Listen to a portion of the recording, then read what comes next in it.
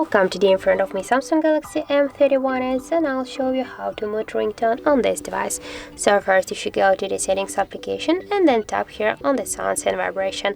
Just tap here to the volume section, and to mute your ringtone you should swipe this blue dot to the left side, and by this way you can just mute your ringtone volume. Also we can do that by the second way.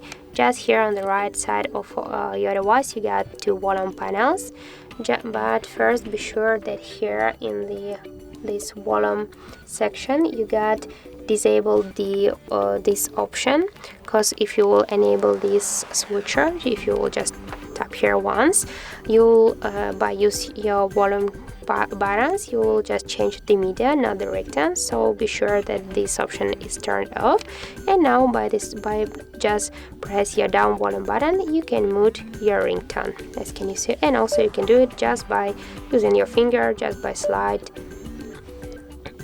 to the down with your finger this volume panel. So that's how it looks.